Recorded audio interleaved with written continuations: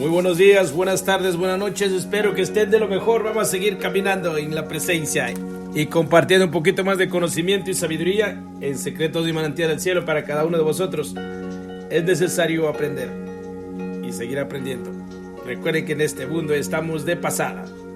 Si no te has suscrito, suscríbete y comparte con tus amigos, que es muy importante. Seguimos con la serpiente de luz de Drúmbalo Melquisedec, el capítulo 5. La puesta en equilibrio del aspecto femenino de la red de conciencia de unidad. En la mayoría de las tradiciones espirituales, las habilidades psíquicas no se consideran importantes, pero sin embargo uno debe atravesar esa zona de la conciencia humana para alcanzar el otro lado. Durante mi época en la escuela de misterio Nacal y mediante la dirección de los ángeles, fui instruido en habilidades psíquicas en diversos niveles. Pero debemos tener en cuenta que el modo de la mente, la habilidad psíquica, también es considerado algo peligroso por muchas tradiciones espirituales. Pues una persona puede llegar a dominar fenómenos psíquicos de niveles muy altos y aún mantener su ego. Uno debe proceder con cuidado, pero sin dejar de proceder. Es un paso necesario para la iluminación espiritual. Cuando éramos estudiantes empezábamos con cosas sencillas, como ver el aura. La aura son los colores electromagnéticos que irradia el cuerpo y que forman una envoltura de energía con forma de huevo. Pueden ser vistas utilizando instrumentos científicos y ordenadores, pero también mediante la conciencia humana cuando esta ha sido entrenada. Fundamentalmente de los hombres hacia arriba. De los hombros hacia arriba, las auras son principalmente nuestros pensamientos. Desde los hombros hasta alrededor de las rodillas son nuestras emociones y sentimientos. Las enfermedades corporales hacen que el color proceda de las partes afectadas, normalmente con formas geométricas, y las formas y los colores cambian cuando la enfermedad de la persona mejora o empeora. Ver auras conduce a leer auras, lo que implica un conocimiento del significado de los colores. Esto nos lleva a saber lo que las personas están pensando y las emociones que están sintiendo. Y con todo ello comenzamos a cruzar el puente sutil entre la creencia de que eres un individuo y el mundo exterior es algo independiente a ti, y el convencimiento de que solo existe una conciencia y de que cualquier cosa puede ser conocida y experimentada. En este universo único no existen los secretos. Durante esa época de enseñanza empecé a descubrir que podía comunicarme con otras personas a grandes distancias. No quiero decir comunicarnos como si estuviéramos hablando por teléfono, sino más bien como a través de una videoconferencia, solo que yo hablaba de forma telepática y sabía todo lo que se escondía tras las palabras. Mi primera experiencia psíquica relacionada con la telepatía tuvo lugar en 1971. Fue con una mujer india llamada Bupi Naupendara, que se me apareció por medio de un brillante punto de luz, como un sol diminuto, que parecía venir de la nada. Lo habitual era que a poca distancia y justo frente a mí, aquel pequeño sol se expandiera, atenuara su brillo y adquiriera una forma ovalada de poco más de 1 metro de ancho y algo menos de 1 metro de alto. El centro de aquel óvalo se iba abriendo a medida que el minúsculo sol se expandía, y en medio del óvalo aparecía una ventana por la cual podía ver otro lugar. A través de ella podía contemplar a Bupi y hablar con ella como si nos encontráramos en la misma habitación. No solo la veía a ella, sino a cualquier otra persona que ella me presentara. A veces incluso su perro paseaba por la ventana. Aquella comunicación con Bupi se mantuvo cada día durante 1 año y medio. Por eso conocí ese aspecto de siddhis, un término hindú que significa poderes psíquicos. Antes incluso de empezar a estudiar en la escuela de misterio Nacal, a pesar de ello, cuando nuestra historia comenzó en 1985, yo me consideraba un principiante. La mayor parte del tiempo, la experiencia del estudio psíquico resultaba excitante. A veces daba un poco de miedo, pero en general se suponía un gran desafío mental. Y justo cuando estaba empezando a sentirme un poco más cómodo con aquellas inusuales ideas, mis guías interiores me empujaron al mundo para ser utilizado y quizá probado por la Madre Tierra. Lo cierto era que yo no sabía gran cosa, pero aparentemente había determinadas cosas que podía hacer por los maestros ascendidos y por los guías que iban a colaborar con la conciencia y la sanación del mundo. Ahora bien, ¿quiénes eran esos guías interiores y exteriores? Resulta un poco difícil de explicar, así que debes tener paciencia. Las 2 esferas de luz o ángeles eran el hilo de que mantenían unido todo el tapiz, pero existían muchos mentores. La mayoría de ellos estaban vivos, por algunos no. Y la mayor parte de los maestros que estaban con vida en 1985, en la actualidad, en 2007, ya han pasado a otros niveles de ser más elevados. En aquellos días yo me sentía bastante solo, a no ser por los ángeles que seguían guiando el curso de mi vida. Casi todos aquellos maestros estaban, de un modo u otro, conectados con la gran hermandad blanca y los maestros ascendidos. Estos son sencillamente personas, como tú y como yo, que espiritualmente han avanzado más que la mayor parte de la humanidad y viven en otras dimensiones de conciencia de la Tierra. Tanto la gran hermandad blanca como los maestros ascendidos tienen personas dentro de sus órdenes, como Saint Germain y Thoth, que experimentan y afectan directamente a esta Tierra tridimensional.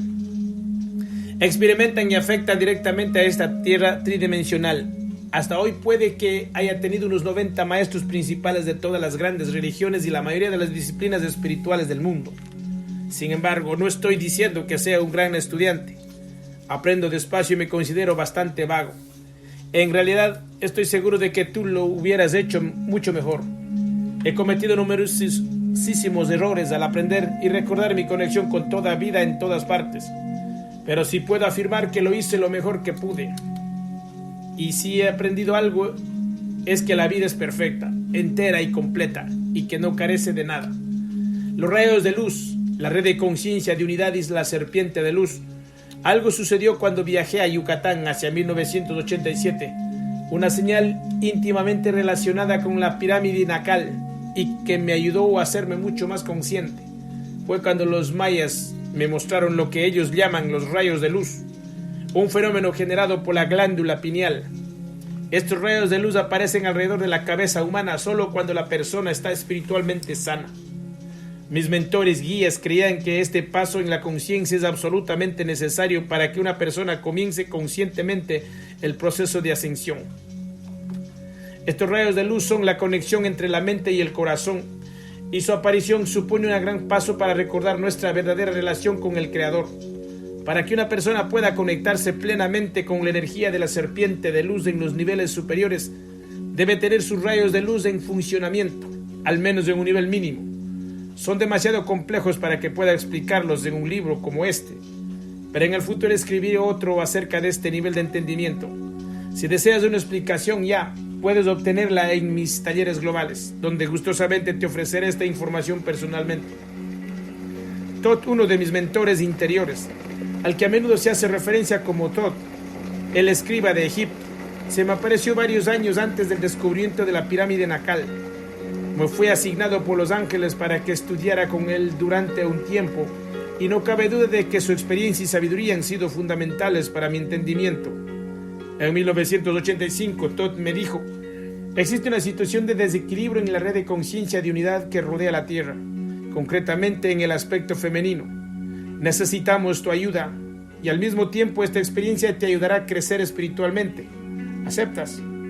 Y bien, en primer lugar, ¿qué es la red de conciencia de unidad?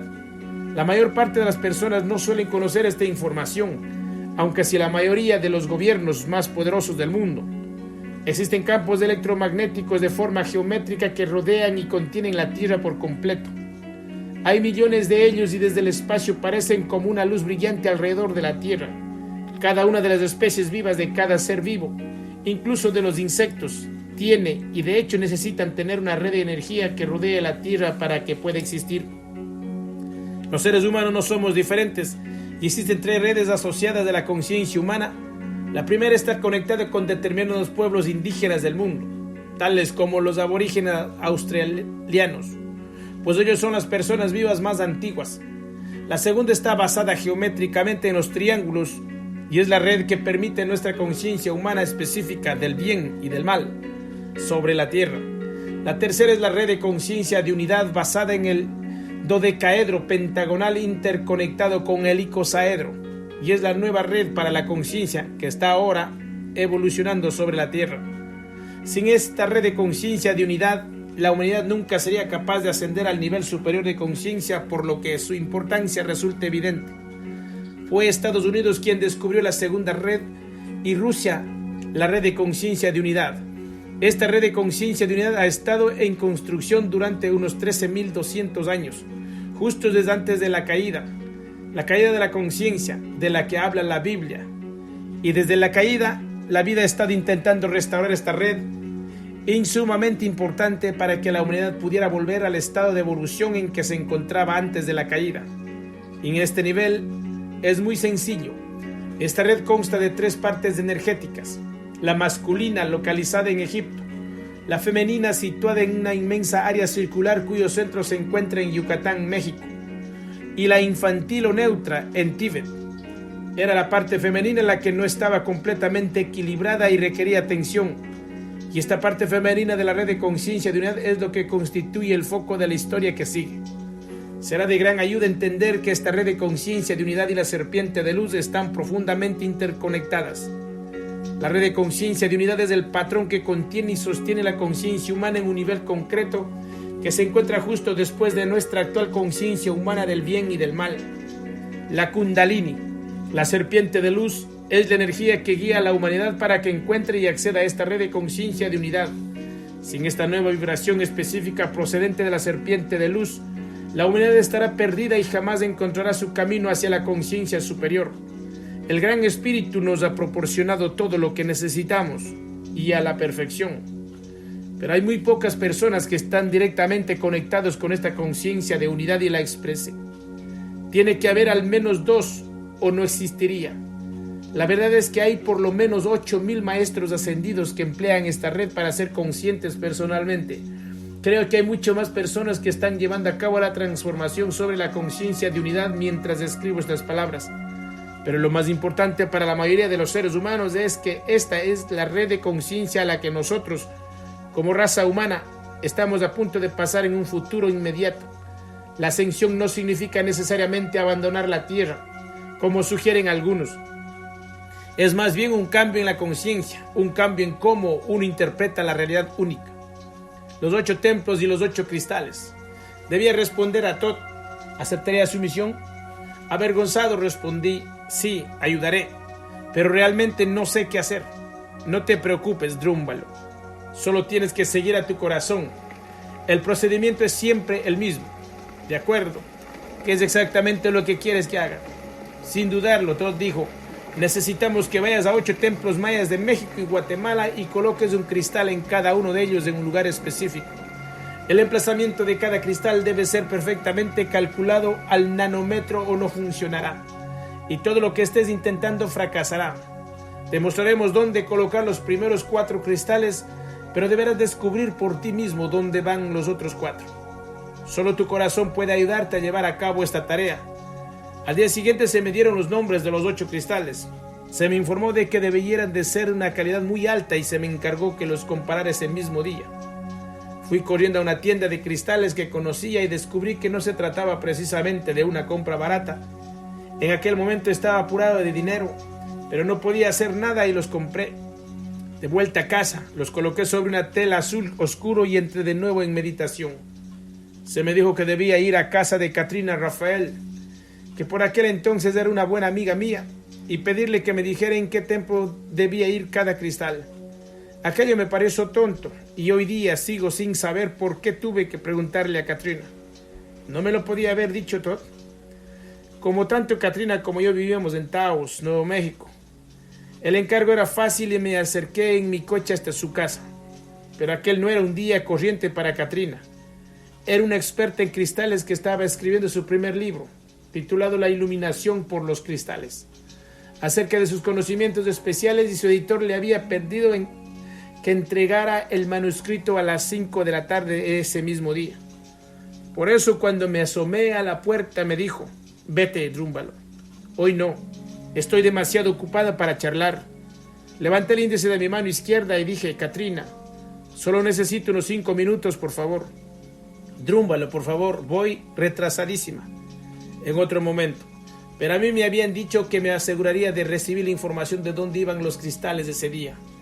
Por eso insistí y ella me contestó: de acuerdo, 5 minutos ni un segundo más. Rápidamente le hablé de los 8 templos y los 8 cristales y le entregué la lista que se me había dado.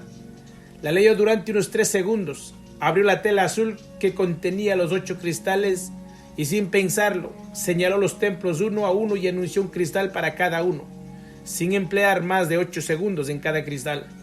Muy bien, Drúmbalo, tengo que trabajar. De acuerdo, murmuré. Déjame que escriba lo que acabas de decirme. Al recordar aquella experiencia, sé que realmente fue la grandeza lo que inspiró a Katrina para elegir qué cristal iba en cada uno de los templos. En mi recorrido por ellos, cada cristal que ella había elegido era siempre exactamente del mismo color principal o de la energía de ese templo. Sigo sin saber por qué no me dijeron eso de principio. Supongo que estaba aprendiendo a confiar, mientras estaba teniendo lugar del viaje a México y Guatemala. Otra parte de la historia relacionada con los fenómenos psíquicos y la red sobre la Tierra se engranó con él. Para contar esta parte debo volver al principio. Los Taos, pueblo, en mi anterior y única otra vida sobre la Tierra, desde 1850 hasta 1890. Viví como curandero de una pequeña tribu de Nuevo México llamado Los Taos, pueblo. Puedo recordar cada minuto de esa vida que forma una historia por sí misma, pero una que necesite contar aquí. Lo importante es que mi padre en aquel tiempo era el jefe de la tribu y mi madre estaba considerada por los Taos como una gran alma. En mi vida actual, mi madre de la tribu es mi hermana mayor, Nita Page, y mi padre de la tribu es el hijo de mi hermana, Ken Page. Ahora soy su tío, aunque solo nos llevemos 4 años de diferencia. Mi hermana es 16 años mayor que yo.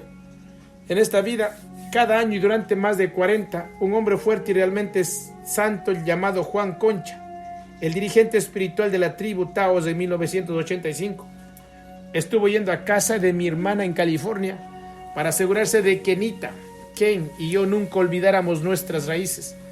En realidad la tribu iba a tener trabajo para nosotros en un futuro y no quería perder nuestro rastro. Los 3 osos se despiertan. Mi hermana fue la primera en despertar. Hace mucho tiempo, a principios de los años 60, la tribu la recogió, confirmó quién era y dio comienzo a un programa de entrenamiento especial creado específicamente para ella. Dentro de la tribu Taos había 12 tribus y cada una de estas tribus menores poseían su propia kiva y su camino espiritual específico. Nita fue entrenada en la tribu, fetiche de cristal, que la condujo a su kiva de las profundidades de la tierra para empezar su entrenamiento. Esto resultaba tremendamente inusual, pues normalmente solo los hombres son admitidos en las kivas, pero debido a quién era, hicieron una excepción y le enseñaron los antiguos modos. Yo fui el segundo en despertar en 1971 cuando las 2 esferas de luz, los ángeles, se me aparecieron, pero hasta 1980 no me pidieron que fuera a Taos para comenzar mi entrenamiento con la tribu. Yo di por supuesto que cuando llegara allí la tribu correría hacia mí con los brazos abiertos y me acogería, pero no fue así. Anuncié que había ido para comenzar mi recuerdo. Solo me miraron y dijeron: entra en el pueblo y espera. Vendrán a buscarte cuando llegue el momento. 2 años más tarde, cuando ya casi había olvidado por qué estaba allí, Jimmy Reina, mi futuro mentor, llegó a mi casa y me pidió que asistiera a una ceremonia tribal. Era el comienzo de un programa de entrenamiento de 12 años de duración, en el que me enseñaron gran parte de lo que he aprendido acerca de los niveles espirituales. Pasaba mucho tiempo con la hermana de Juan Concha, Cradle Flower, que me enseñó el funcionamiento interno de las formas que tenía la tribu de usar los cristales, los fetiches y los sueños para crear realidades. Aunque aprendí todo esto directamente de la tribu, fue en la vida diaria donde tuve que darme cuenta de su poder. Lo que debía dominar era el cruce del puente entre 2 mundos, los 2 mundos de ser tan diferentes. Mi hermana y yo esperamos durante años el despertar de Ken. Pensábamos que tendría lugar cualquier día, pero nada sucedía. Ken había crecido en la tradición católica, pero su Dios era el dinero. Se había hecho muy rico con centros comerciales, puertos deportivos, restaurantes, tiendas de automóviles y muchas más cosas. Creo que puedo afirmar que Ken era un multimillonario con el materialismo instalado en el núcleo de su mundo. Pasaron los años, tanto Nita como yo comenzamos a creer que Ken nunca iba a despertar finalmente. Debo admitir que lo dejé a un lado y me mudé desde Nuevo México a Colorado, donde estaba viviendo en aquel momento, para continuar con mi vida. Muchos años más tarde casi me había olvidado de él, pues vivíamos en 2 mundos paralelos. Y entonces un día de 1983 o 1984, Un año o dos antes de que la pirámide de Nakal fuera descubierta, Ken tuvo una experiencia. Ken no tenía ni idea de temas como el que estamos tratando en este libro. Vivía una vida basada por entero en las cosas materiales que uno posee y con las que uno se pasea. La única parte de la vida que le importaba era el tipo de coche que conducía, la marca del traje que llevaba o la dirección donde vivía. El lado espiritual de la vida no le afectaba en absoluto. Habilidades psíquicas. Ken no creía en ninguna de esas extrañas posibilidades. De hecho, si alguien hubiera hecho flotar un objeto por la habitación, al instante habría creído que era cosa del demonio católico 100%. Pero aquel día la vida de Ken cambió para siempre. Le habían invitado a una fiesta con vino y queso, y todo el mundo paseando y hablando de sí mismos. Pero la Madre Tierra había decidido que había llegado el momento en que Ken debía despertar. Una mujer joven se le acercó y le preguntó si le gustaría tener una lectura. Él le respondió: ¿quieres leerme un libro?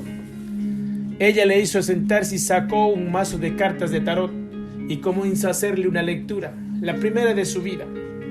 Creo que podríamos llamarla su lectura virginal. La mujer empezó a decirle cosas que solo él conocía. No una o dos, sino muchas experiencias pasadas y profundamente escondidas, y con todo lujo de detalles. Él estaba abrumado. Nadie, y en especial ningún extraño, le había dicho jamás cosas así de sí mismo de la manera en que esta joven lo estaba haciendo. Aquello estaba alterando su concepto de la vida. Al final de la lectura, Ken estaba completamente abierto a cualquier cosa que ella dijera. Para él, estaba sucediendo un milagro. Ella se inclinó hacia él, señaló con el dedo directamente hacia su tercer ojo, bajó la voz y dijo: Ken, tienes un tío que vive en Nuevo México y debes visitarle. Tiene algo que enseñarte. Deberás quedarte con él 3 días. Aquello era la gota que colmaba el vaso. Ken sabía que yo vivía en Nuevo México, pero no podía imaginar cómo podía saberlo aquella muchacha. Dejó la fiesta y la mañana siguiente llamó a su madre para pedirle mi número de teléfono. Aquello era algo que sencillamente no podía pasar por alto. Era demasiado poderoso y su curiosidad acerca de lo que yo iba a enseñarle estaba estallando como una supernova reunión. En aquella época yo estaba viviendo con mi novia en una vieja comunidad hispana cerca de Taos.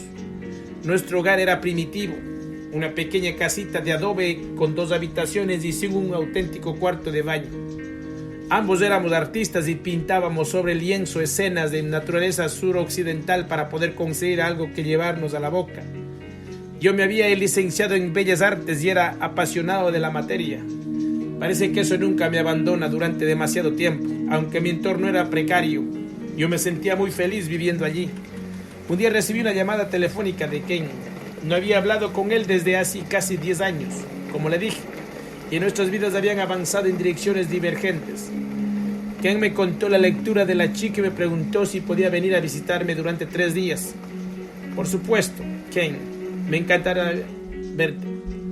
Alrededor de una semana después llegó a mi humilde casa en un flamante Lincoln Town Car negro. Estaba totalmente fuera de lugar en aquella vieja y pobre comunidad hispana. Se bajó del coche con su traje de 3 piezas y sus gafas de sol especiales, que se aclaran cuando te apartas del sol. Abrí la puerta. En lugar de saludar, miró hacia el interior, escrutando la habitación. Luego dirigió su mirada hacia mí y dijo: ¿vives aquí? No podía creer, acostumbrado a su estilo de vida, que yo pudiera realmente vivir en una casa así. ¿Qué podía decir yo? Ken, que es sencilla, pero a mí la vida me parece maravillosa. Pasa camino hasta una silla, le quitó el polvo con asco y se sentó. Me miró directamente a los ojos y dijo: bueno, pues ya sabes lo de la lectura, pero lo que no sabes es que ella me dijo que tienes algo que enseñarme y que tardarás 3 días en hacerlo. ¿De qué se trata? Poco a poco, Ken. No tengo ni idea de lo que se supone que debo enseñarte.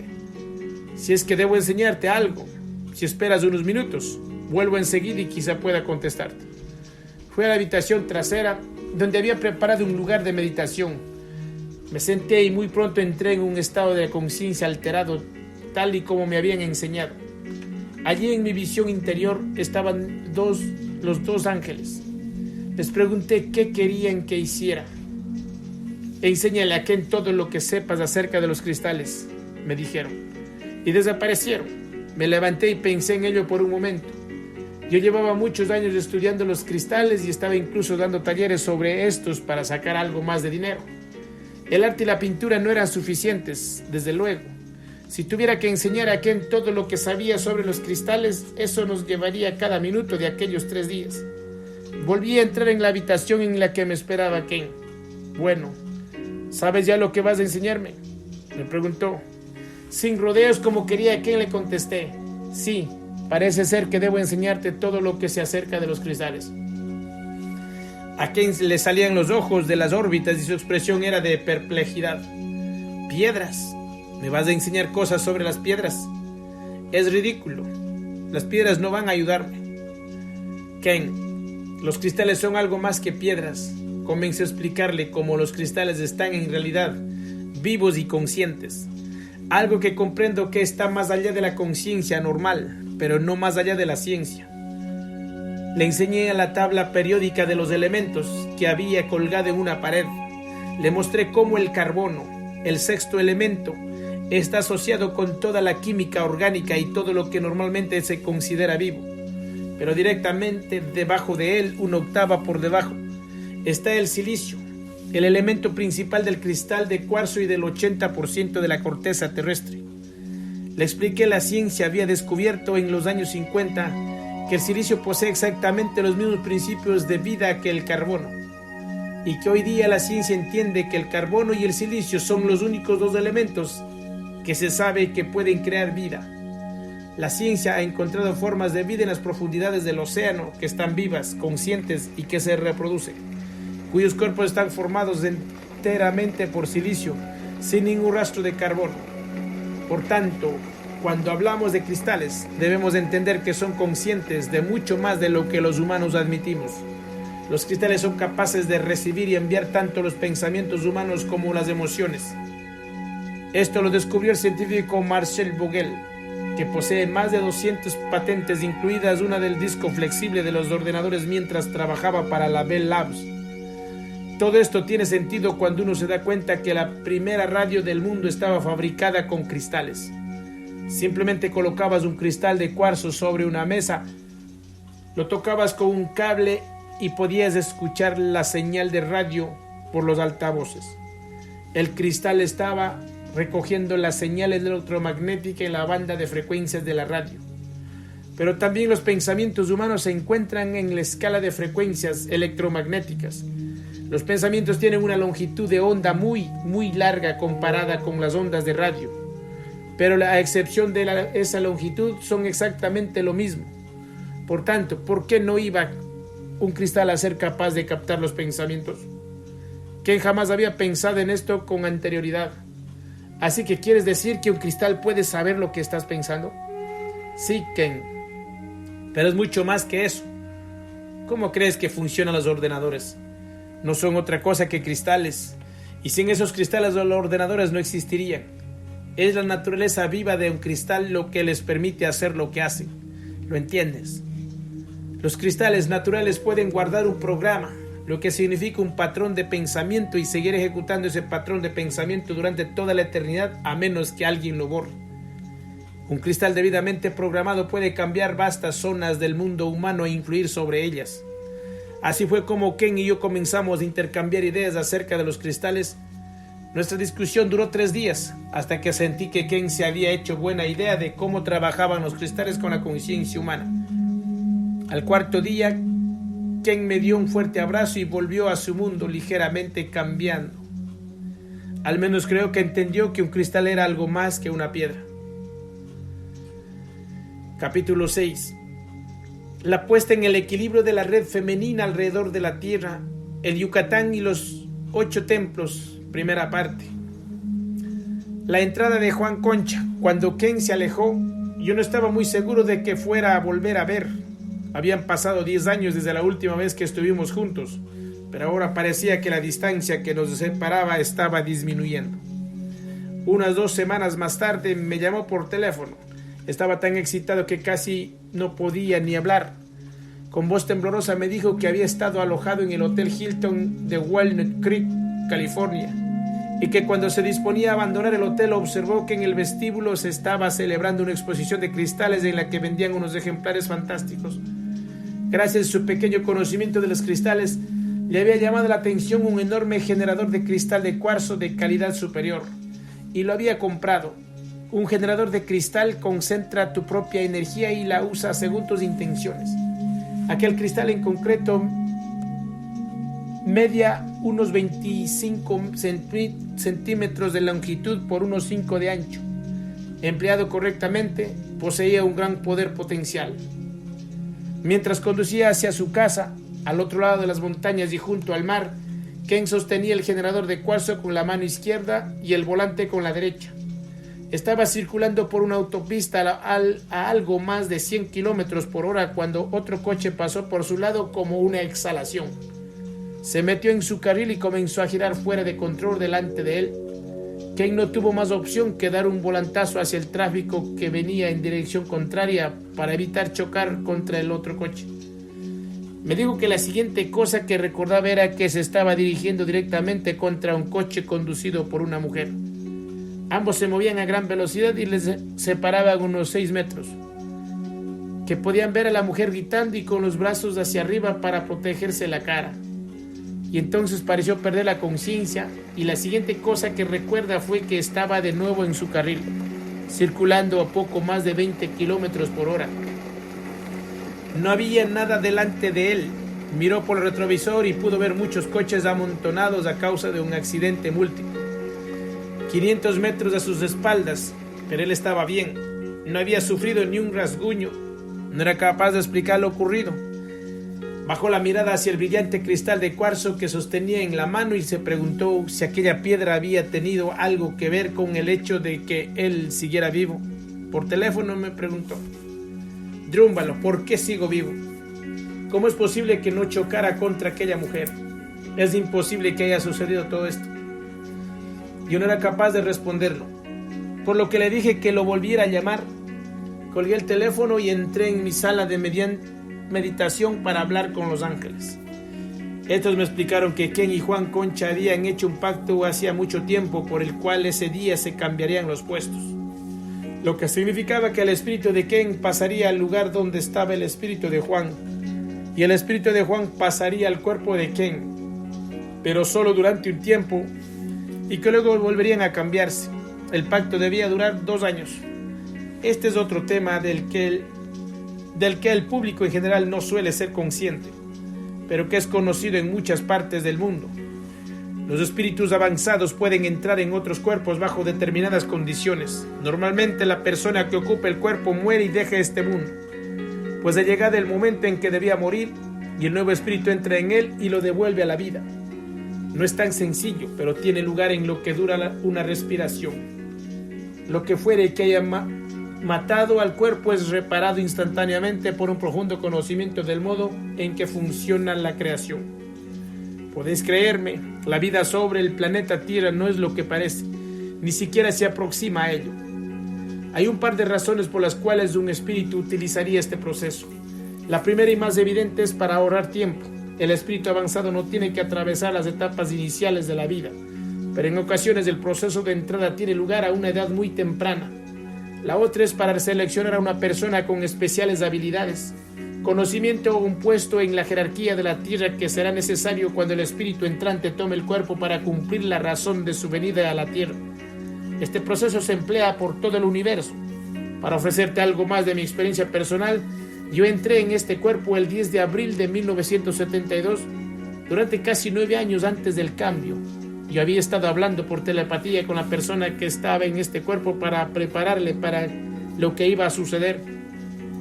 Entonces, cuando exhaló su último aliento, yo respiré hacia el interior de su cuerpo por primera vez e inmediatamente recuperé todos mis recuerdos. Pero a las 12 horas olvidé por completo quién era en realidad y los recuerdos del cuerpo tomaron el control durante casi 13 años. Realmente creí que era la persona que había nacido en aquel cuerpo.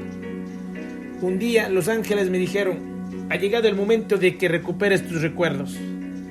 Me pidieron que me tumbara sobre mi cama y me preparara. No sabía de qué estaba hablando, pero casi al instante comencé a recordarlo todo. La llegada desde otro mundo, la entrada de esta galaxia a través de la nebulosa del Cangrejo, detrás de la estrella central de las Tres Marías, las estrellas que forman el cinturón de Orión, el recibimiento de mi tatarabuelo, Maquinventa, Melquisedec. Él pasó a las Pléyades, luego a Sirio, más tarde a Venus y finalmente a la Tierra en 1840. 10 años después entré en mi primer cuerpo humano mediante un nacimiento normal.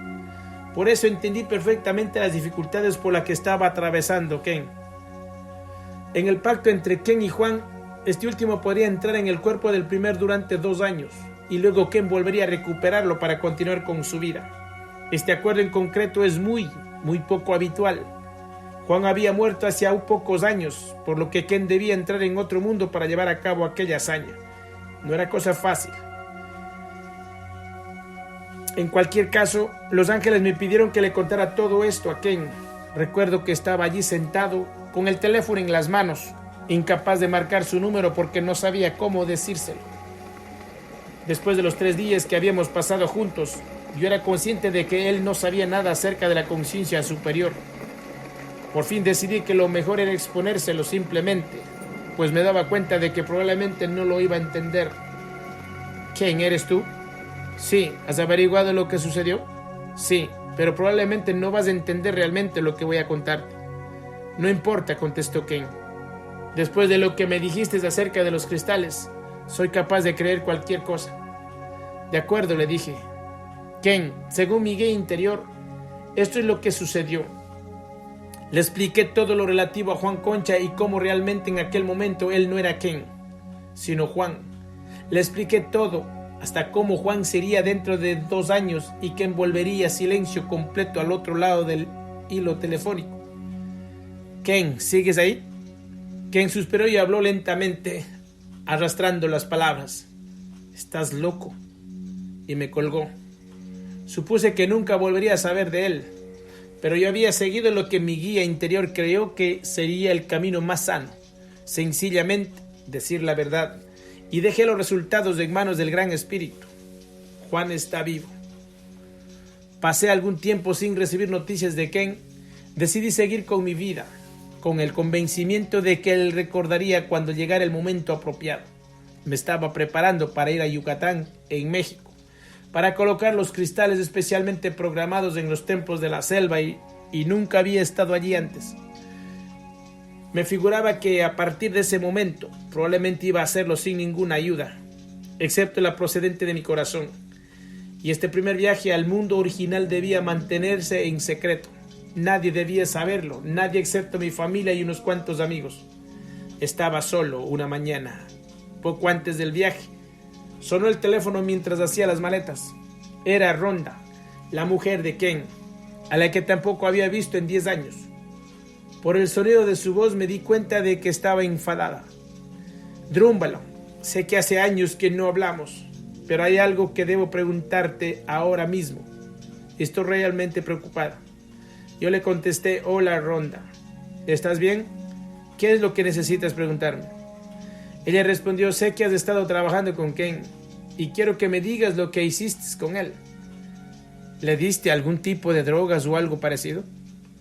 En ese momento se me dispararon todas las alarmas. Al instante repliqué, no. ¿Qué es lo que quieres decir? Su voz se aceleró. Drúmbalo. En este momento Ken está arriba, en el dormitorio, completamente desnudo, con una pluma de águila en el pelo, tocando el tambor y bailando en círculos. Esta está fuera de sí y creo que tú tienes algo que ver con eso. ¿Qué podía decirle? De ningún modo podía explicarle lo que le había dicho a Ken. Por tanto, sencillamente le conté la verdad. Ken no parecía el mismo la última vez que hablé con él. Le dije que esperaba que Ken estuviera bien y ella colgó. Me quedé allí sentado intentando entender dónde nos llevaba todo aquello. Menos de una semana después, unos días antes de que emprendiera el viaje, Juan me llamó. Drúmbalo, sé que estás a punto de irte a Yucatán y tú sabes que debo estar contigo durante este viaje. No había previsto aquello. No sabía qué contestarle. Le dije que debía confirmarlo y así lo hice. Se me comunicó que efectivamente él debía acompañarme en aquel viaje a México y Guatemala. Todd me dijo que ambos tendríamos cosas que enseñarnos mutuamente. El comienzo del viaje. Ken me informó de que había decidido ir en coche de California a Albuquerque, donde nos debíamos de encontrar para tomar el avión. En la carretera que atraviesa Arizona cruzaba el cálido y seco desierto. Se pueden encontrar tiendas de piedras en las que viejos mineros venden las piedras y cristales que encuentran entre la Artemisa y en los ríos montañas cercanos. Estos establecimientos no se parecen en nada a las bonitas y refinadas tiendas en las que la mayoría de nosotros adquirimos nuestros cristales.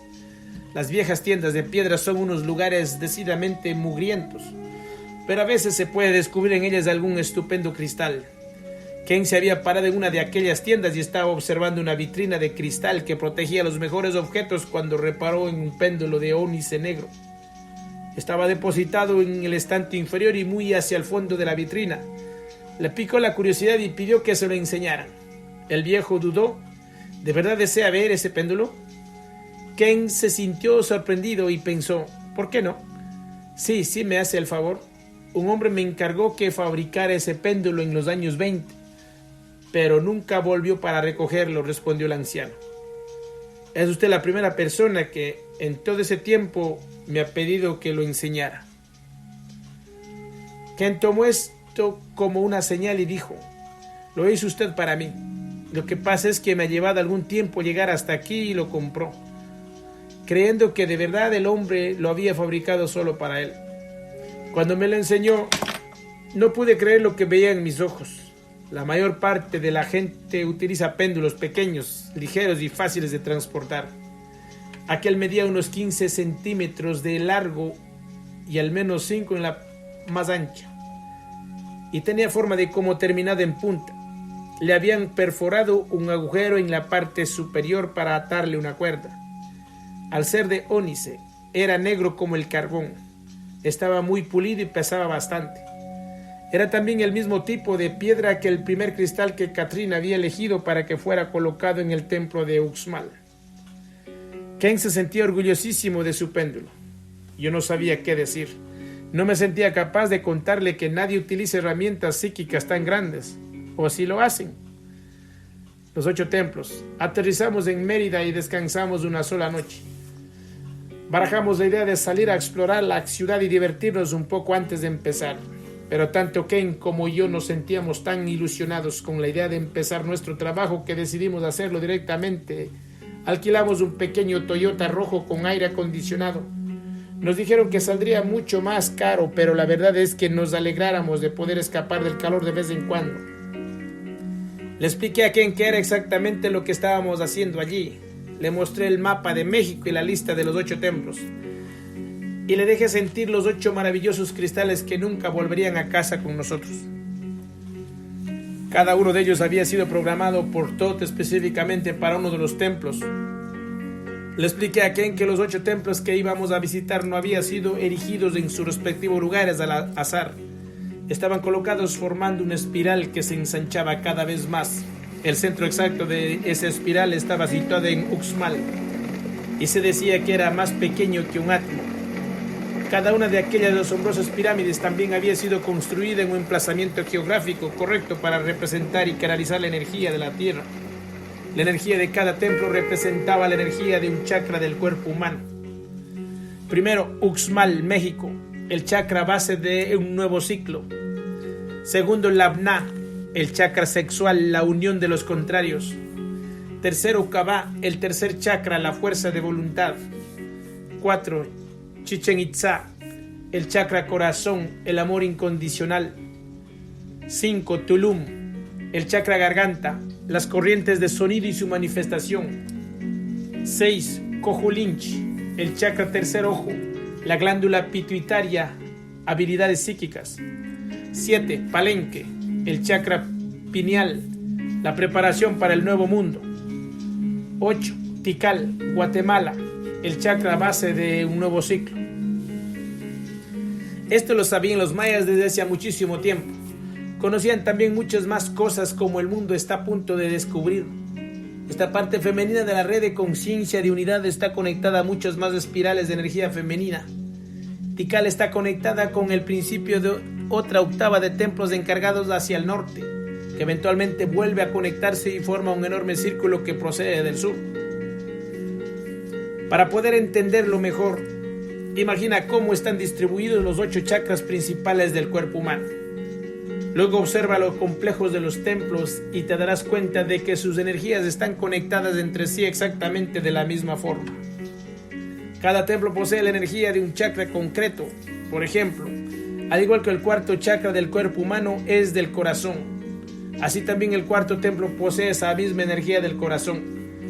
Existe mucha más información esotérica relacionada con este propósito, que tiene que ver con la red de conciencia de unidad que rodea la Tierra. Son estos templos, junto con otros lugares sagrados, los que realmente producen el impulso necesario para formar la red. Sin ellos seríamos incapaces de pasar a los niveles superiores de conciencia. Estas espirales de energía de los templos invierten su dirección cada vez que se alcanza una octava de templo. Se mueven hacia el sur, desde Guatemala hacia Nicaragua, Costa Rica, Panamá y Colombia, para entrar a continuación en Perú. En este país, en el lago Titicaca, entre la isla del Sol y la isla de la Luna, la energía da un giro de 90 grados para dirigirse hacia el Océano Pacífico a través de Chile. En el Océano Pacífico, esta energía femenina continúa por el fondo marino hasta llegar a la isla de Pascua y sigue hasta una increíble isla llamada Moorea, en cuyo centro se encuentra el punto central del eje de la red de conciencia de unidad. Si atravesáramos la Tierra siguiendo este eje, volveríamos a salir a la superficie en Egipto, a unos 2,5 kilómetros de la Gran Pirámide. Este punto estaba claramente marcado en el antiguo Egipto. Moorea posee un gran significado para la humanidad. Concentra toda la energía de la red de conciencia de unidad a través del centro de su territorio con forma de corazón. Según yo lo siento, Moorea es el lugar más femenino del mundo. Desde Tikal, en Guatemala, la energía también se dirige hacia el norte, pasando por más templos mayas y luego por templos aztecas, continuando a través de México hasta alcanzar el territorio estadounidense. En Nuevo México, justo al otro lado de la frontera entre los dos países, según me dijeron los apaches, que me aseguraron que todo esto es verdad. Esta energía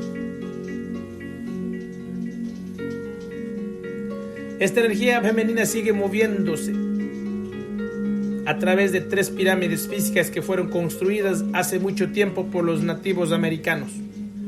Estas pirámides eran necesarias como puente hacia el norte para la energía, pues en ese lugar no existía ningún campo natural de energía. Al llegar a Taos Pueblo y a la montaña Taos, continúa hacia el lago Azul, el más sagrado para los Taos, y da un giro de 90 grados, exactamente igual que en el Titicaca, pero en dirección contraria. El lago Azul, aunque de un tamaño mucho menor que el Titicaca, canaliza esta energía femenina exactamente del mismo modo y con el mismo poder.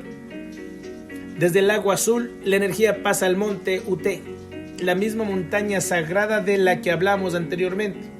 A partir de ese punto continúa hacia el oeste, pasando sucesivamente de un lugar sagrado a la cumbre de una montaña, a otro lugar sagrado, hasta que llega al lago Tahoe, el lago Donner y el lago Pirámide, en California y Nevada. A continuación se mueve con rapidez hacia el Océano Pacífico y sigue a lo largo de montañas sumergidas y puntos de energía hasta alcanzar la isla de Maui y el cráter Haleakala. Desde ese lugar comienza a dirigirse hacia el sur, siguiendo la cadena de las islas que hace mucho tiempo constituían Lemuria. Su destino final es otra vez la isla de Moorea, completando así el círculo. Esta energía femenina de la red de conciencia de unidad forma más o menos un enorme círculo dividido en 2 partes que se juntan en Moorea. Esta es una isla interesante y asombrosamente bella. Tiene forma perfecta de corazón y está rodeada por un arrecife de coral que también presenta la misma forma. Cada casa de la isla tiene un dibujo de un corazón en algún lugar que dé a la calle. En ella, tu cuerpo puede sentir el amor. En aquel momento, según le dije a Ken, los maestros ascendidos solo estaban interesados en corregir la red en México y Guatemala, Lo demás formaba parte de una ceremonia que vendría después. Ken estaba sentado, lleno de incredulidad. Según lo que yo entiendo, comentó Ken, esta red de conciencia de unidad se comenzó hace más de 13.000 años y se está completando justo ahora. La complejidad de este campo de energía sobrepasa todo lo que yo podría imaginar. Ken, no tienes ni idea. Lo que hemos hablado no es más que una pequeña parte de toda la red de pirámides, templos, iglesias, monasterios, sinagogas, ashrams, cancas, edificios sagrados, mezquitas, círculos de piedra, etc. Y fenómenos naturales como montañas, valles, manantiales, ríos, lagos, masas de agua y, lo que es más importante, vórtices, que han sido conscientemente alterados mediante la geomancia y funcionan como una unidad que realmente crea la red de conciencia de unidad que rodea el planeta. Si realmente supiera las relaciones interconectadas entre todos esos lugares sagrados que están representados por más de 83.000 lugares sagrados de todo el mundo, por no mencionar todos los demás que son naturales, te sentirías abrumado. En especial cuando te dieras cuenta de que fue una sola conciencia la que concibió, organizó y creó esta asombrosa red de vida que el mundo denomina las redes. Ken, lo que me ha explicado es que esta red de conciencia de unidad es lo único que separa la extinción del ser humano de su ascensión. Lo que es seguro es que en este punto de los ciclos será una cosa o la otra. De ahí la importancia de nuestro viaje. El aspecto femenino de la red de conciencia de unidad debe ser equilibrado para que los cambios geométricos de la red que permiten la posibilidad de la nueva conciencia femenina sagrada se convierta en una realidad viva, para que las mujeres de todo el mundo recuerden su íntima conexión con Dios y con ello sepan exactamente lo que deben hacer para traer el equilibrio a este mundo y más allá, tenía que decirlo. Ken, el tiempo de la precisión de los equinoccios está sobre nosotros. Solo quedan unos 28 años para la llegada del 2012 y 2013, el momento en que el calendario maya afirma que será el fin de este largo ciclo. Y los cambios están siendo cada vez más rápidos. Como lo femenino está a punto de recibir el poder para decidir la dirección en la que la Tierra debe moverse, debe ser preparado y nosotros podemos ayudar. Uxmal, Ken arrancó nuestro Toyota y salimos del hotel. Habíamos comprobado que teníamos todos los mapas que íbamos a necesitar para el viaje. Intentamos pensar en todo lo que podríamos hacer falta. Cosas como agua embotellada, comida para el viaje y protector solar. Sabíamos que íbamos a estar dentro de aquel coche durante bastante tiempo. Cuando salimos creímos que todo el viaje nos llevaría unas 2 semanas o algo menos, pero en realidad tardamos más de un mes en completarlo. No es fácil viajar por México y Guatemala, pues en muchos sitios las carreteras son muy deficientes.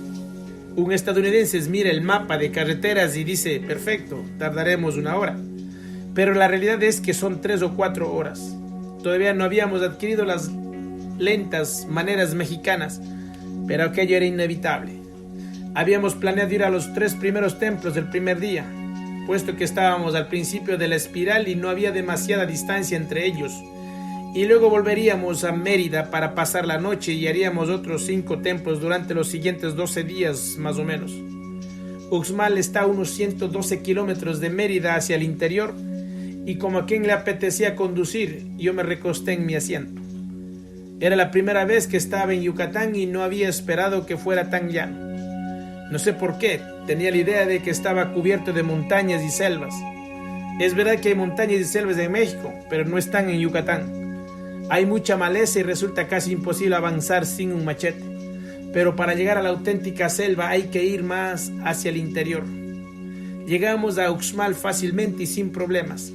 Era antes de que el gobierno mexicano decidiera colocar vallas alrededor de los templos para controlar a la gente.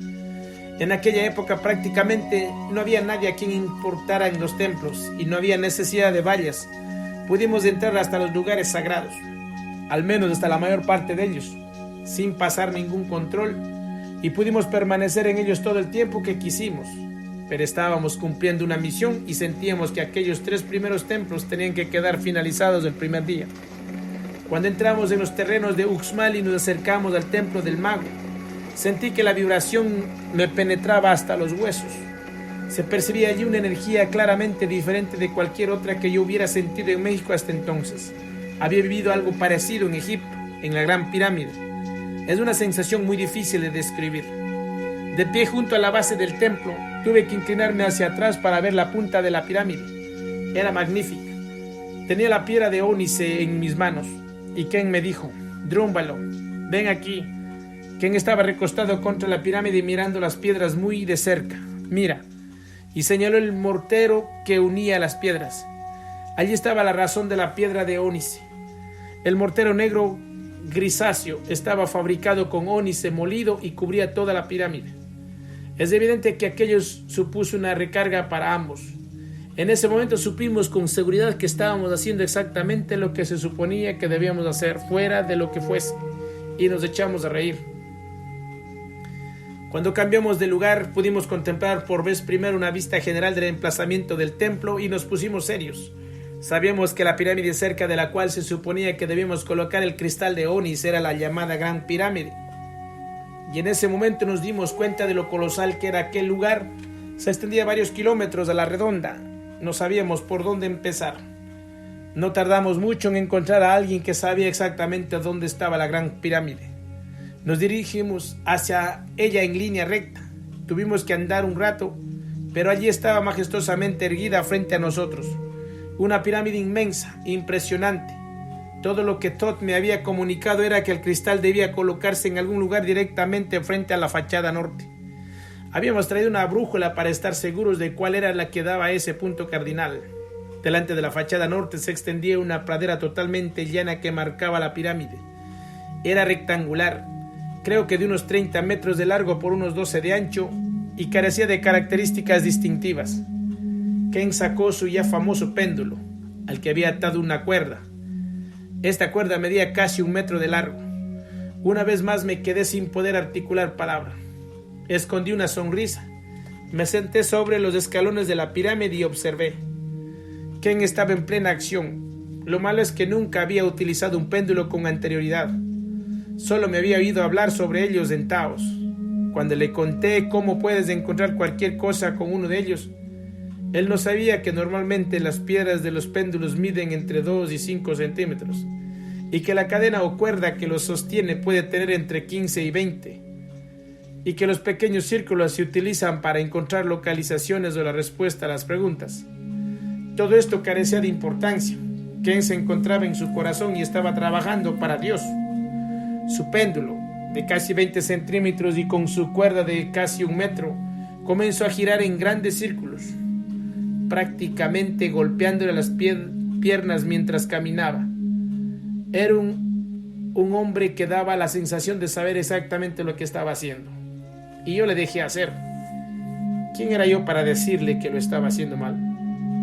Ken siguió maniobrando así durante unos 20 minutos, caminando por la hierba hacia adelante y hacia atrás varias veces. De repente dejó de mover el péndulo justo cuando iba a pasar junto a mí y me dijo: Drúmbalo, ¿cómo sé cuándo he llegado al punto especial en el que debemos colocar el cristal? Con cara seria le respondí: Ken, sigue lo que te marque el corazón y de una forma u otra lo sabrás. Realmente creía en él, pero aquello suponía un desafío para mi estrecho sendero de entendimiento espiritual. Ken pareció comprender perfectamente y comenzó a utilizar el péndulo otra vez con más energía aún y unos movimientos todavía más amplios. Esto duró unos 20 minutos más y de pronto sucedió. Cuando Ken estaba pasando sobre un punto concreto, el péndulo giró en espiral al instante hasta alcanzar una posición única y comenzó a tirar hacia el suelo. Ken tiró hacia atrás. Estaba realmente de puntillas, con los brazos levantados y tirando con todas sus fuerzas, cuando la cuerda se rompió y el cristal de ónice se hundió con gran fuerza en el suelo unos 7 centímetros. Ken volvió la cabeza hacia mí y me dirigió una mirada que significaba: no ha sido culpa mía. Lo que realmente salió de sus labios fue: ¿y ahora qué hago? Ken, acabas de encontrar el punto. Estoy seguro. Recogí su péndulo y en el suelo quedó un agujero cónico perfecto. No cabía ninguna duda, aquel era el punto en el que debíamos enterrar el cristal. Me eché hacia atrás un momento y contemplé el punto en relación con el conjunto del complejo, y al instante me quedó claro. El punto estaba exactamente en el centro de la pirámide ¿Y si dibujásemos una línea imaginaria a lo largo de la pared final del edificio que estaba inmediatamente a la izquierda de la pirámide? Cruzaba exactamente por ese punto. Eso haría que en el futuro resultara muy fácil encontrarlo, si ello fuese necesario.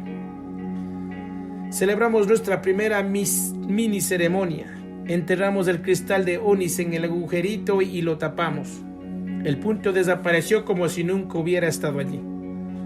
Es interesante señalar que 10 años más tarde, el chamán y sacerdote maya Humbats Men me pidió que celebrara una ceremonia con él y con su tribu en Uxmal.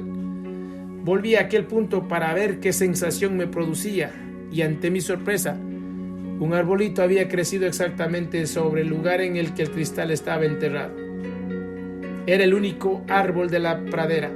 Sentí que la madre quería asegurarse de que nadie podía mover o tocar el cristal.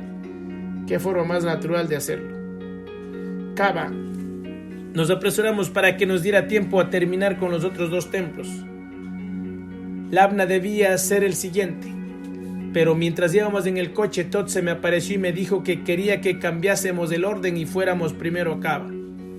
A medida que nos acercábamos a ese lugar, el centro de la fuerza de voluntad, el cielo se oscureció y comenzó a llover con suavidad. El recinto del templo estaba rodeado por una cadena y daba una sensación extraña, casi carcelaria. No deseaba entrar en él, pero sabía que tenía que hacerlo. Si hubiera podido, me habría saltado a aquel lugar. En la entrada nos recibieron 2 ancianos. Resultaría más exacto decir 2 ancianos gruñones. Intentaron que nos fuéramos y volviéramos otro día. Pero como comprenderás, no teníamos más remedio que llevar aquello a cabo, pues los templos debían seguir su secuencia a lo que nos habían indicado. Al fin, aunque a disgusto, nos dejaron entrar en el recinto del templo. Aquel sitio era mucho más pequeño que Uxmal y no creo que tardaríamos más de 15 minutos en encontrar el punto en el que debíamos enterrar el cristal. Utilicé mi péndulo normal y en unos minutos lo teníamos. Enterramos el cristal detrás de una antigua pared y salimos de allí tan pronto como nos fue posible. Labna. Salimos corriendo de Kaba como si acabáramos de asaltar una gasolinera y enfilamos hacia Labna, situada a solo unos minutos de distancia. Al acercarnos, el cielo se despejó y una preciosa luz rosada nos envolvió como si de una neblina se tratara. Labna era el centro sexual de Yucatán y era fácil sentir su energía. En los límites del recinto del templo nos recibió una pareja joven y hermosa que parecía estar enamorada de la vida. Su forma de invitarnos a entrar en su hogar fue extremadamente cordial.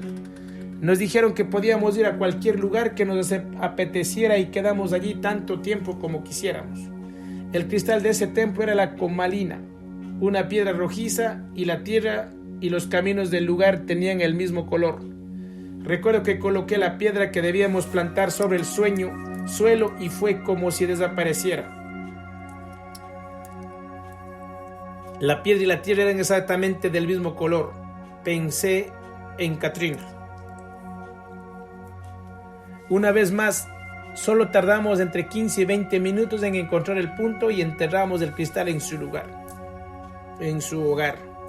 Qué fácil es esto. Nos dijimos el uno al otro. Deberíamos ser capaces de terminar este viaje en otros 7 u 8 días. Que poco sabíamos. Llegamos de vuelta a Mérida justo a tiempo para cenar un poco y nos fuimos derechos a la cama. En cuestión de minutos. Los estábamos dormidos. La energía del día había sido más fuerte de lo que habíamos creído y antes de que nos diéramos cuenta estábamos ya en brazos de Morfeo. Chichén Itzá. Al día siguiente nos pusimos de nuevo en carretera, Ken conduciendo nuestro pequeño hogar rojo lejos del hogar. Teníamos la idea de terminar Chichén Itzá y seguir hacia Tulum, junto al mar Caribe, donde pretendíamos pasar nuestra tercera noche, pero el día no transcurrió como habíamos planeado. Los retratos menudearon e hicieron que nuestro viaje se volviera mucho más complicado de lo que habíamos creído al principio. El maravilloso cielo azul y la selva verde eran fascinantes. El olor de la jungla me hacía sentir vivo. Incluso comencé a soñar despierto con mi niñez en California. Lo que más recuerdo de mi época de crecimiento son los olores del campo donde vivía, y el aroma de todas aquellas flores tropicales disparaba mis recuerdos. Es indudable que aquellos recuerdos formaban parte de un periodo de mi vida anterior a mi entrada en este cuerpo en abril de 1972, pero se mantenían dormidos en mis células y yo los sentía como propios. De repente me vi sacudido de vuelta a la realidad cuando Thoth intentó llegar hasta mí. Apareció en mi visión interior y comenzó a informarme de que había hecho un cambio en el emplazamiento de cristal de Chichén Itzá. Se estaba comunicando telepáticamente y este modo de comunicación revela mucho más que las palabras que se pronuncian. Lo que me estaba diciendo en realidad era el emplazamiento de cristal en Chichén Itzá. Era tan importante para que todo funcionara correctamente que no quería que nadie supiera dónde se situaba. Por eso me había dado una localización falsa. Por si acaso otra persona leía mi lista.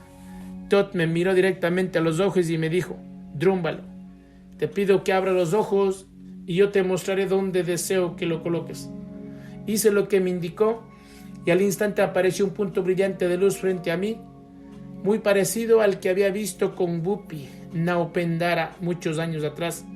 La esfera de luz se expandió formando un óvalo y se abrió una ventana a otro lugar de la Tierra.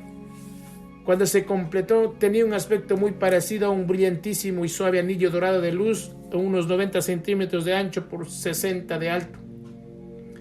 Fuera de él estaba la realidad del lugar por el que circulábamos. Dentro del anillo aparecía otro lugar.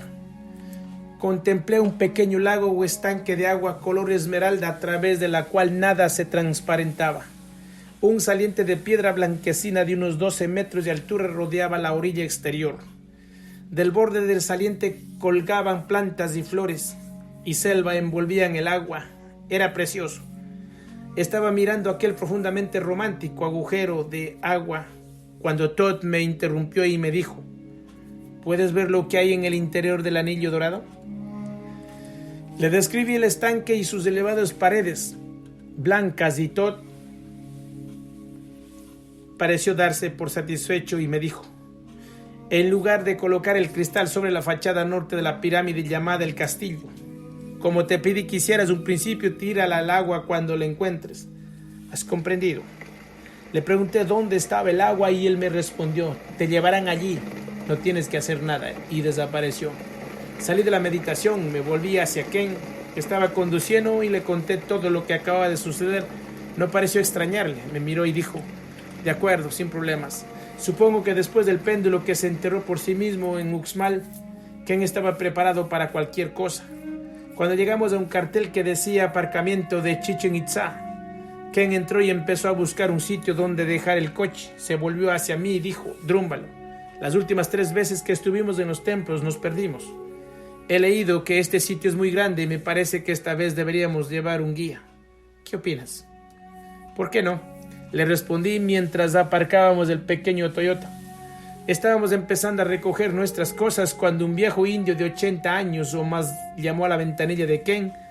Ken se sobresaltó y se echó sobre mí literalmente, mientras se hacía un juicio del anciano que le estaba pidiendo que abriera la ventanilla. Ken bajó el cristal unos 5 centímetros y le preguntó qué deseaba. El anciano, sonriendo amablemente, le dijo: ¿desea un guía? Mirándole en retrospectiva, no era un anciano cualquiera.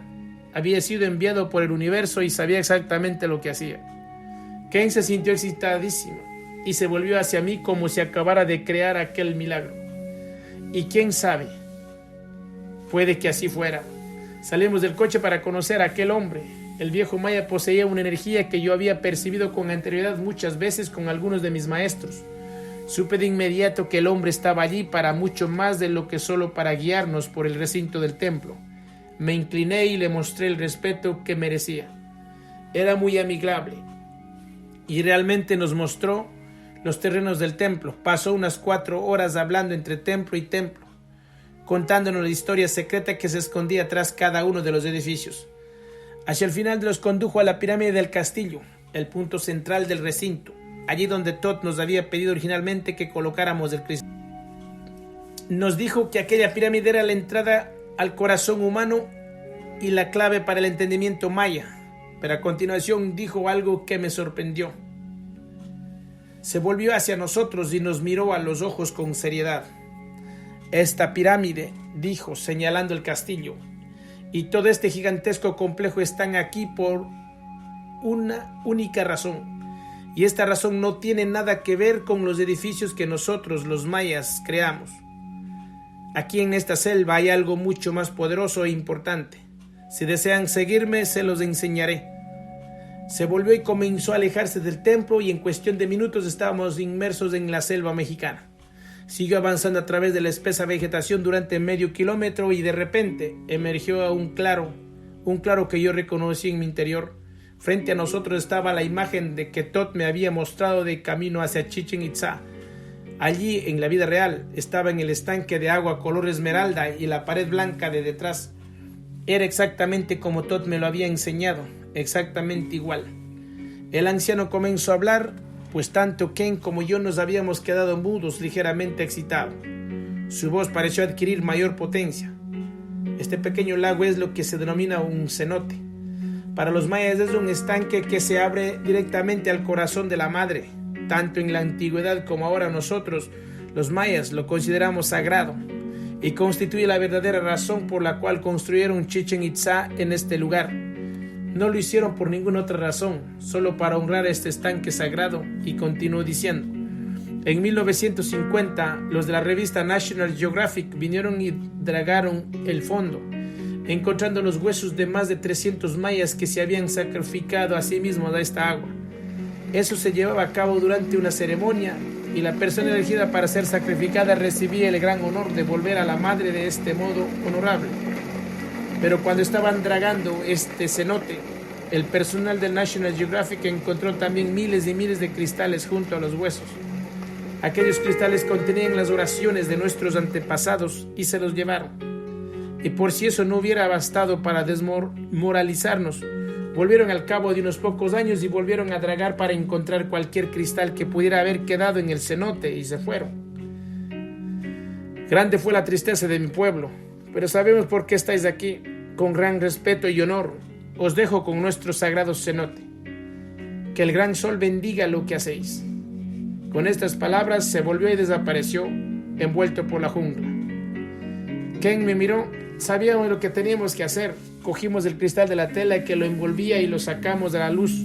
Sabíamos que Tot había programado en aquel cristal palabras destinadas a sanar la red de conciencia de unidad. Pero ambos sentíamos que hacían falta más. No sé lo que Ken le habló al cristal, pero por lo que a mí me respeta había visto el interior de aquel anciano y mi corazón se había conectado con él. Podía sentir y conocer la belleza del alma maya a través de él. Y lo único que deseaba era ayudarlas. Por eso recé al cristal, para que los mayas que viven en la actualidad pudieran despertar y recordar su antiguo pasado, recordar su sagrado conocimiento y sabiduría, y para que les fuera permitido devolver ese poder a la vida. Con estas palabras resonando aún en mi corazón, Ken arrojó el cristal al centro mismo del cenote. Cuando se hundió hasta el fondo y el agua comenzó a cargarse de aquellas oraciones, de alguna forma supe que mi relación con los mayas acababa de empezar. Lloré de alegría, pues sabía que ese cristal le iba a devolver la vida al pueblo maya, mientras las lágrimas rodaban por mis mejillas. Pude sentir con el poder que volvía a la tierra. Me sentí enormemente humilde y excitado por lo que iba a venir en el futuro. Kanka. Nos parecía que la ceremonia había sido completada y volvimos a la jungla para regresar al hotel. Pero al salir de ella, lo primero que vimos fue el castillo, y su vista nos hizo desear subir hasta la cumbre una vez más. En ese momento ya no éramos más que unos turistas, pero ¿qué más daba? Era divertido. En la cumbre de la pirámide se abrían 4 puertas. 3 de ellas estaban conectadas entre sí por un pasillo interior en forma de U. En la abertura de la U había otra puerta, dando al norte, que conducía al centro mismo de la pirámide. La razón de que los mayas dispusieran así las entradas, la ignoro. Entramos por el este en las 3 puertas interconectadas, y una vez dentro vimos que había empezado a lloviznar. Pensando en que sería mejor que los apresuráramos por si se ponía a llover en serio, cruzamos rápidamente la 4ª puerta solo para sentir aquel lugar una vez más.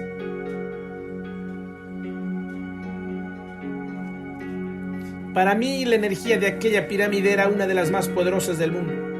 Así como la gran pirámide de Egipto canaliza la energía de la mente masculina de la red de conciencia de unidad, Chichén Itzá canaliza la energía del corazón femenino. Y a medida que la nueva energía pura y femenina de la Kundalini de la Tierra comience a moverse por los cuerpos físicos de nosotros, los seres humanos y luego las redes, todos cambiaremos.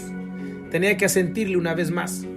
Llevábamos allí unos 15 minutos sintiendo aquella energía, cuando el sonido del aguacero nos devolvió a la realidad.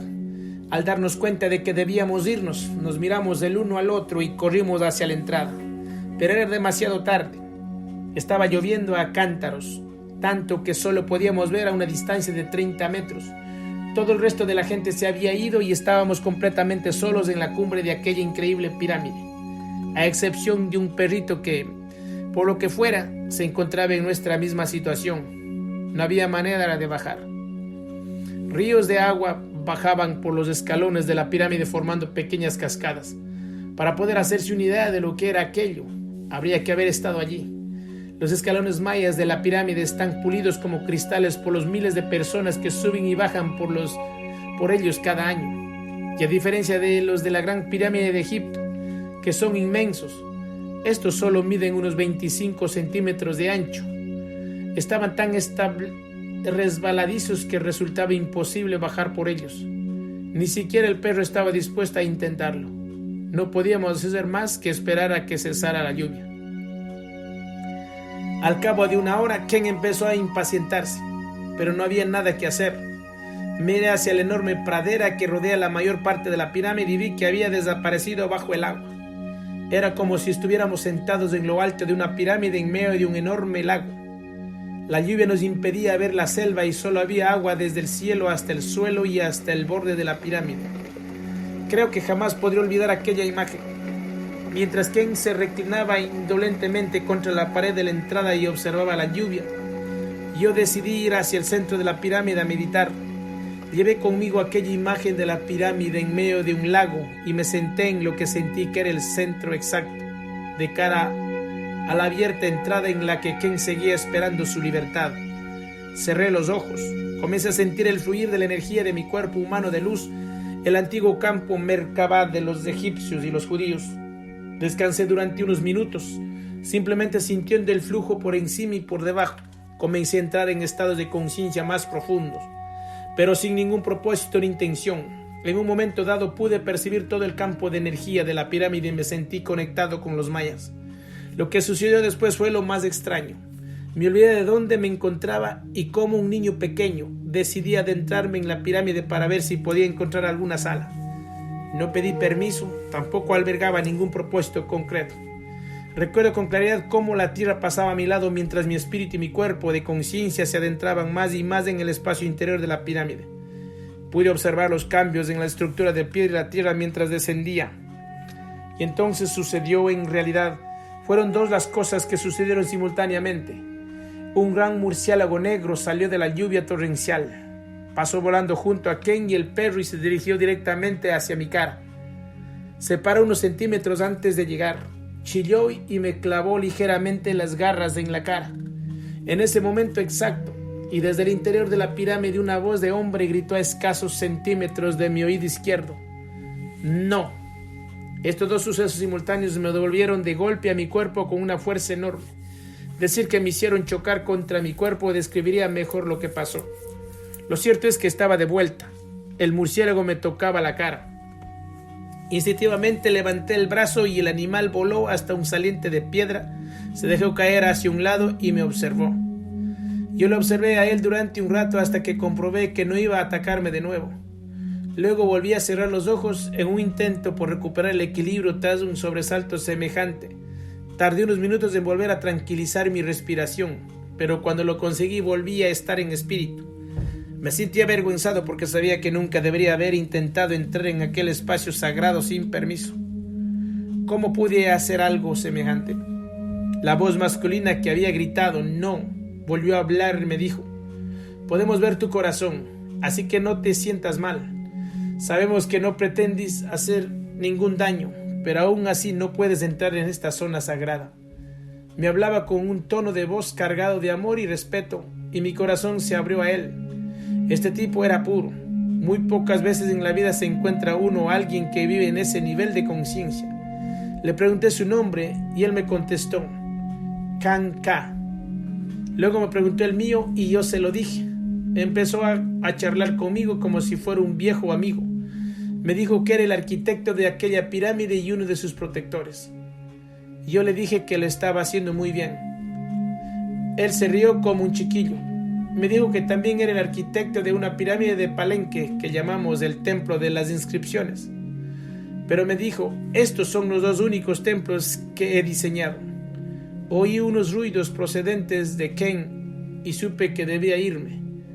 Me despedí de Kanka y honré su luz. Abrí los ojos y Ken desde la entrada me estaba diciendo que me levantara para irnos. Sentí la energía de Kanka y pensé que me gustaba aquella persona. Lo triste era que probablemente nunca le iba a volver a ver. Para entonces no tuvimos ningún problema para bajar, pues hacía ya un rato y que aquella lluvia había cesado y Ken había esperado hasta que los escalones estuviesen más o menos secos. En unos minutos estábamos de vuelta al hotel y allí le conté a Ken todo lo que había pasado en el centro de la pirámide con Kanka. Días después me había olvidado por completo del señor K. Un apunte de historia. Ken y yo decidimos pasar un día más en Chichén Itzá, pues nos habíamos dicho que la tarde siguiente, a la puesta del sol, iba a tener lugar fenómeno maya secreto. El día siguiente era el 21 de marzo de 1985, el equinoccio de primavera. ¿Qué importancia tenía esto? En la base de la cara del norte de la pirámide del castillo se puede ver una gigantesca cabeza de serpiente tallada en la piedra. Está mirando hacia el norte, pero si te sientas de cara a la pared occidental de la pirámide a la puesta del sol de este día en concreto, sucede una cosa que debes ver para creer.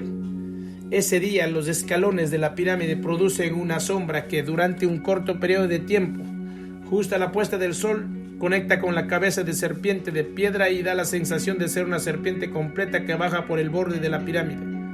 Es impresionante. Esta serpiente anunciaba a los mayas la llegada del equinoccio de primavera, el momento de plantar sus semillas y otros asuntos espirituales. Pero el lector de este libro debe darse cuenta de otra cosa aún más importante. Por todas partes están aumentando el número de personas espirituales, pero en México se puede comprobar la velocidad con la que están despertando. Observa lo siguiente.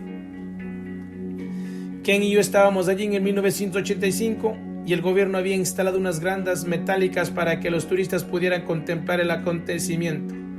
Había sitio para unas 100 personas y no se llenaron. 10 años más tarde, en 1995, el sacerdote maya Humbats Men me pidió que participara con él en la ceremonia de Chichén Itzá y resultó ser el mismo día, el 21 de marzo. La creciente conciencia que temas espirituales eran evidente, pues estaban presentes más de 42,000 personas. En el 2005 me volvieron a pedir que celebrara la ceremonia con los mayas en Chichén Itzá, además de que en otros templos, y había más de 80,000 personas. Véase capítulo 13, era un mar de gente. La visión de tantas personas despertando la conciencia hacia mi corazón cantara y mi mente comprendiera que la humanidad estaba por fin comenzando a abrirse lentamente como un loto de la luz del amanecer. Puede dar la sensación de que, como siempre, la vida es algo serio y que no admite distracciones, pero no es así. Estamos evolucionando de forma exponencial, incluso frente a la vida diaria y corriente que parece no saber dónde va, pero que aún así procede con rara exactitud. El ADN cósmico gira y la vida responde. Bueno, amados hermanos, que el Eterno lo bendiga grandemente. Seguiré con los próximos capítulos de este maravilloso libro. Bye bye.